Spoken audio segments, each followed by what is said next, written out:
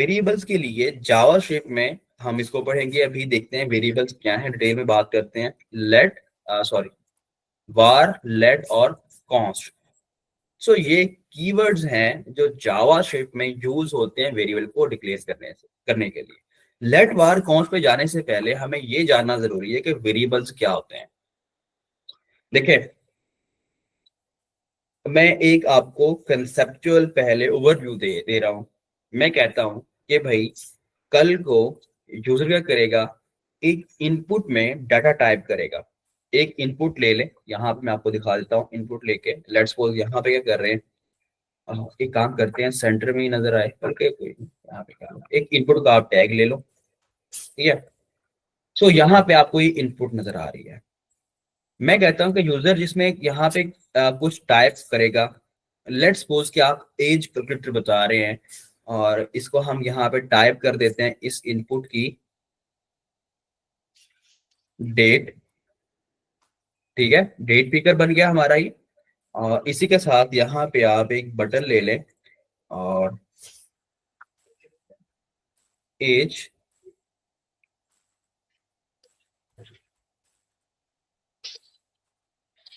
Okay जी। अब होगा क्या, बल्कि इतना बड़ा अच्छा नहीं लग रहा, सिर्फ एज ही लिखते हैं, ज्यादा चलेगा बटन यहाँ पे। ओके जी, यहाँ पे यूजर क्या करेगा, एक डेट चूज करेगा, डेट ऑफ बर्थ कह लें, और यहाँ एज पे क्लिक करेगा तो आप बताएंगे कि भाई आपकी एज क्या है।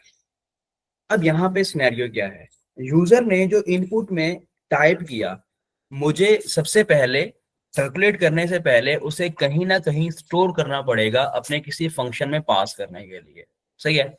अब जो मैंने यहाँ पे एक स्टोर का कीवर्ड किया, स्टोर का कीवर्ड का नाम लिया, स्टोर करने के लिए हम यहाँ पे जावास्क्रिप्ट में हमेशा वेरिएबल्स को यूज करते हैं।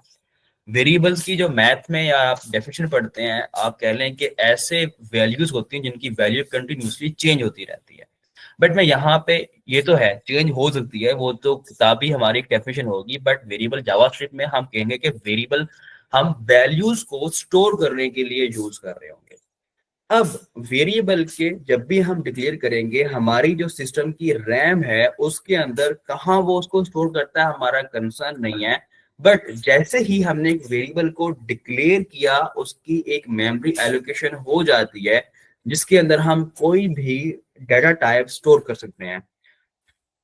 डाटा टाइप इटसेल्फ हमारा आगे आने वाला टॉपिक है जिसे हम डिटेल से देखेंगे। अभी हमारे पास टोटल जो डाटा टाइप्स हैं, सो वेरिएबल को क्या करेंगे, मेमोरी आप एलोकेट करने के लिए और किसी चीज को स्टोर करने के लिए क्या करते हो, आप यूज करते हो वेरिएबल्स को, ठीक है। अब यहाँ पे हम वेरिएबल को डिक्लेयर करने के लिए तीन कीवर्ड का इस्तेमाल करेंगे, var let और const, सही है। मतलब ये है कि अगर कहीं आपने लिखा देखा let, या ऐसे ही आपने लिखा देखा var, ठीक है, ऐसे ही आप लिखा कहीं पे देख रहे हो const, तो आपने समझना यह है कि इनके साथ यहाँ पे इस लाइन पे जहां भी आप इन तीनों में से कोई देखो कि वेरिएबल डिक्लेयर हो रहा है, सही है। तो ये तीनों कीवर्ड, यही तीन कीवर्ड जावास्क्रिप्ट देता है अभी तक तो, और इसे क्या कहते हैं, वेरिएबल डिक्लेरेशन के लिए यूज करते हैं हम। अब यहाँ पे थोड़ा सा डिफरेंस करने की जरूरत है। जैसे कि मैंने थोड़ा सा यहाँ डेफिनेशन में बात की थी, जावास्क्रिप्ट को 1995 में इन्होंने रिलीज किया था।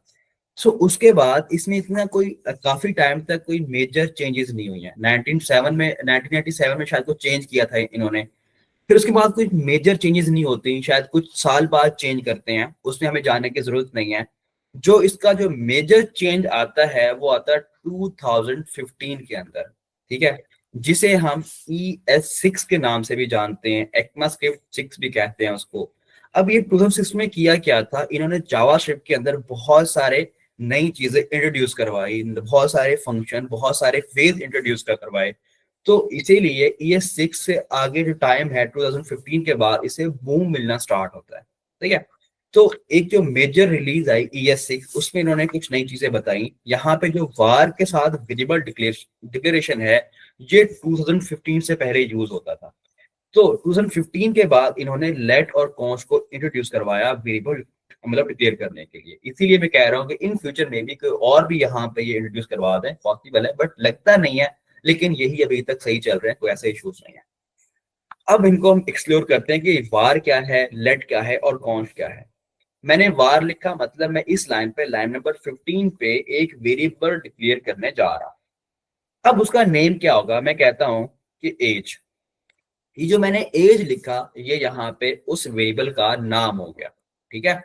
अब जो इक्वल का साइन है यहाँ पे, वैसे इन कॉमन सेंस हम कहते हैं इक्वल होता है कंपेयर करने के लिए लेफ्ट और राइट साइड की वैल्यू को। कि भाई लेफ्ट पे लेट्स बोल के 25 इक्वल 25, हमारा कंसेप्ट ये है कि लेफ्ट और राइट इक्वल है। बट यहाँ पे जावास्क्रिप्ट में ये इक्वल नहीं कंसीडर होता, ये असाइनमेंट ऑपरेटर काउंट होता है। सही है। और ये जो हमने नेम लिखा, इसको मैं एक वैल्यू यहाँ पे असाइन करने जा रहा हूँ। मैं कहता हूँ इसकी एज क्या है, 29 है। सही है। सो यहाँ पे मैंने एक वेरिएबल डिक्लेयर किया जिसका नाम क्या है, एज है, और उसकी वैल्यू क्या है, 29। सो असाइनमेंट ऑपरेटर के जो हमारे पास लेफ्ट हैंड साइड है, इसमें क्या होगा, वेरिएबल का नेम होगा, राइट हैंड साइड पे इसकी वैल्यू होगी। और ये इक्वल एक असाइनमेंट ऑपरेटर है। और यहाँ पे हमने क्या कर दिया, इसे असाइन कर दिया। अब यहाँ पे कुछ जानने की जरूरत जो है, मैं कुछ यहाँ पे कमेंट्स कर रहा हूँ लेट के साथ, आप यहाँ पे इनको भी हटा दें। ओके जी। जो वार है ना, ये क्या कर सकता है, हमें री डिक्लेयर करने की परमिशन देता है। ठीक है। हम री डिक्लेयर कर सकते हैं, अपनी वैल्यूज को अपडेट भी कर सकते हैं। सही है। और जो इसका स्कोप है वो हमारे पास क्या होता है, ये फंक्शनल स्कोप होता है और ऑब्जेक्ट ग्लोबल कह रहे हैं, हाँ ग्लोबल नाम है, ग्लोबल स्कोप। सो ये जो स्कोपिंग है, इसे ये दो जो टर्म्स हैं, इनको अभी के लिए यूज नहीं करूंगा। ठीक है। ये एक डिटेल से होने वाला टॉपिक है, एसोसिएटेड और बहुत से कंसेप्ट हैं, जिसमें क्लोजर्स का होना और हमारी जो होस्टिंग बिहेवियर का होना और फंक्शंस का शायद हम बनाने पड़ेंगे, फंक्शंस नहीं पढ़े हमने अभी, तो इसलिए मैं इन दो चीजों को डिस्कस नहीं करूंगा। रीडिक्लेरेशन और अपडेट का जो इसका है, इसको डिस्कस करते हैं। ओके जी। अभी मैं यहाँ पे, जैसे मैंने कहा, वार के साथ हम वेरिएबल डिक्लेयर करते हैं। मैं लाइन नंबर, अब यहाँ पे 16 के बाद लाइन नंबर 18 पे अगेन वार लिखता हूँ और यहाँ पे एज लिखता हूँ और यहाँ पे कहता हूँ मैं 30। देखा जाए तो यहाँ पे थोड़ा सा इशू क्रिएट हो चुका है। ठीक है। मैं यहाँ पे अब एक कंसोल को हम यूज करेंगे इंस्टेंट आउटपुट के लिए। और यहाँ पे मैं जो भी कुछ लिखूंगा, ये आप कंसोल का सेक्शन देखेंगे, यहाँ पे हमें वो नजर आएगा। ठीक है। मैंने यहाँ पे लिखा एज, तो मुझे यहाँ कुछ नहीं दिखा रहा। उसका रीजन क्या है कि यहाँ पे एक सिलेक्टर लगा हुआ है, मैं कोई काम कर रहा था कुछ, मैंने सिलेक्टर लगा के देखा, कंसोल बहुत सारे आ रहे थे, तो इसको यूज करना सीखेंगे। मैं इसको हटा रहा हूँ, तो यहाँ पे आप देखें कि 30 मुझे नजर आ रहा है। लाइन नंबर 19 से ये वैल्यू मिल रही है। बट अज्यूम करें जो ये फाइल है, ये 10,000 लाइन की फाइल है।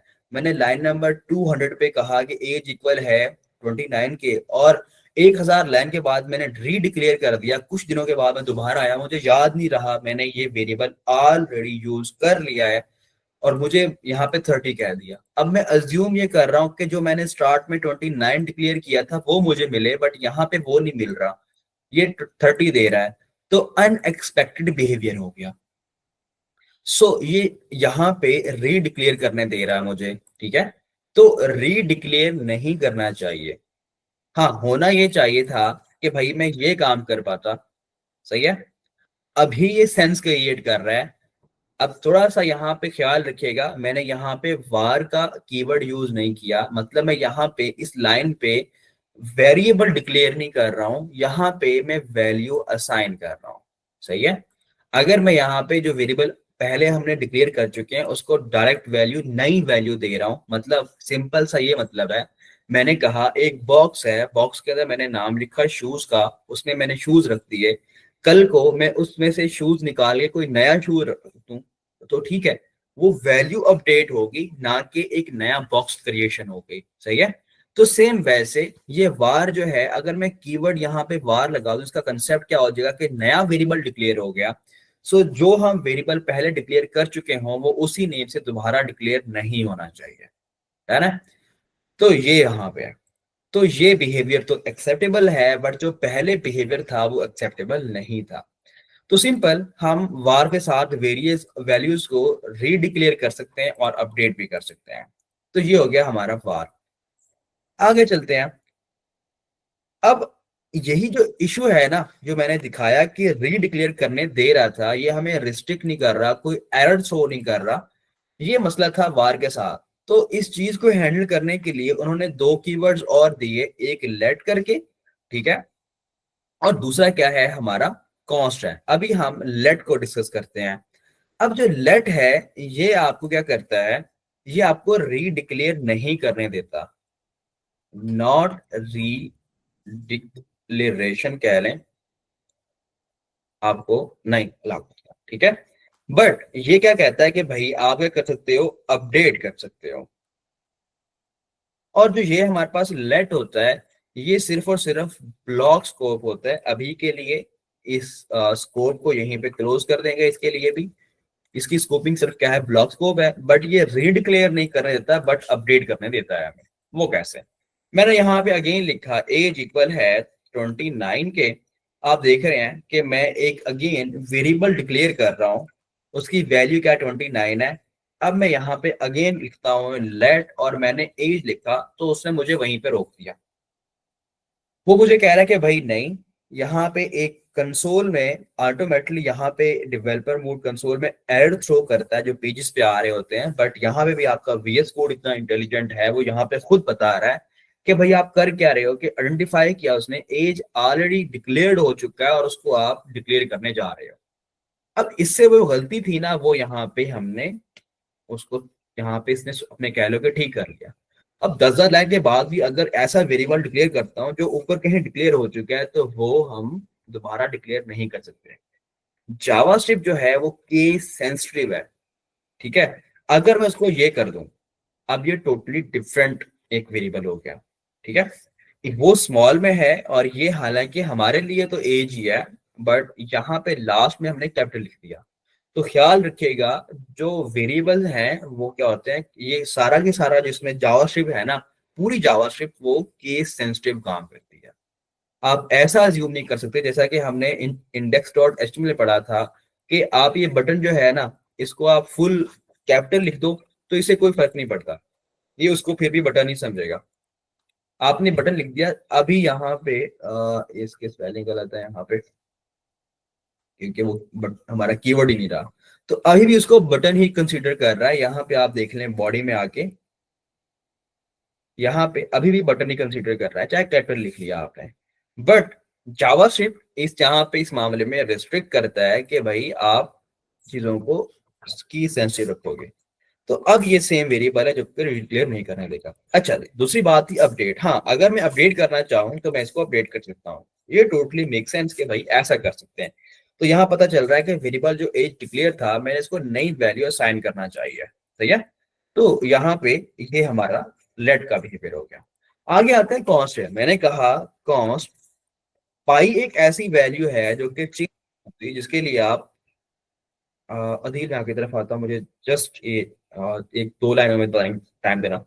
यहाँ पे 3.114 मैंने कहा कि पाई, सॉरी 2 पॉइंट नहीं है, मैथमेटिशियन मुझे पकड़ लेंगे, 3.14 है। ये एक वैल्यू जो काउंट करते हैं। अगर मैं इसको अपडेट करना चाहूँ तो मैं इसको अपडेट भी नहीं कर सकता, सही है।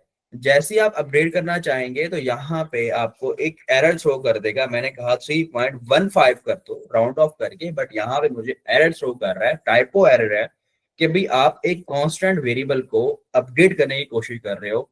तो कॉन्स्ट के साथ ना तो हम रीडिक्लेयर कर सकते हैं और ना ही उसको अपडेट कर सकते हैं, सही है। तो यहाँ पे इन दोनों के साथ क्या करो आप,